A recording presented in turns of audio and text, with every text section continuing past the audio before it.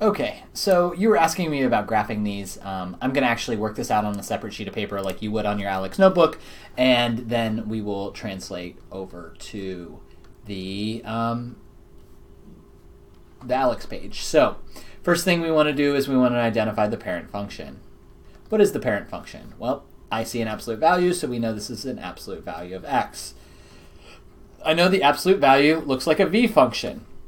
Looking at this, I can get my key points, right? I know my key points are going to be 0, 0, 1, 1, and then I can see over here at -1, it is a positive 1. So -1, 1. And now let's describe the shifts. We're going to start on the inside. What does a -2 on the inside do? A -2 shifts, it's always the opposite, so right, 2. And now we're going to look at the other translations, which are the things that happened outside. We have to do any multiplication first before we do additions.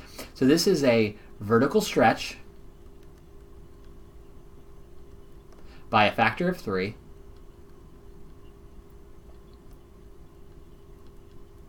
And this shifts it up 1.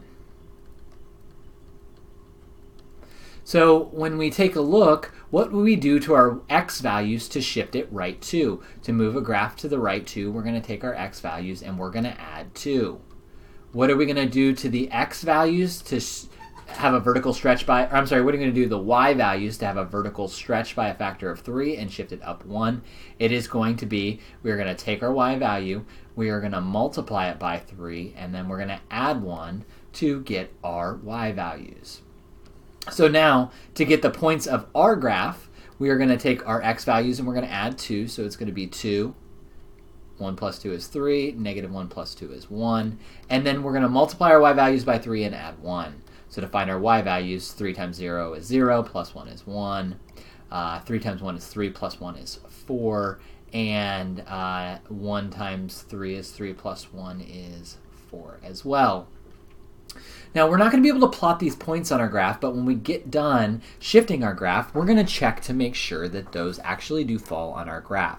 So I'm going to actually kind of shrink this a little bit, see if we can make this work so that we can see both of these things at the same time. All right, so instead of, here's our graph. Instead of plotting these points, which I can't do, I'm going to use these tools right here to help follow these directions that I have down here. So the first thing it says is to shift the graph right 2. So I select this tool right here, I pick it up, and I move it over 2 places.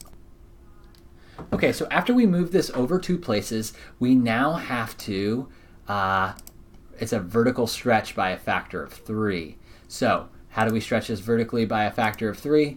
This is our vertical stretch tool. So I'm going to take this. You can see this is the 0.31. We're going to shift it. 1 times 3 is 3. So we're going to move this up to 3.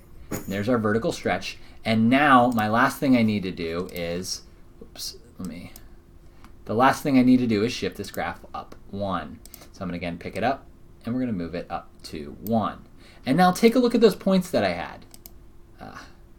So I had those points. I don't know what's going on here, but I can see I have the point 1, 4. I have the point 2, 1, and I have the point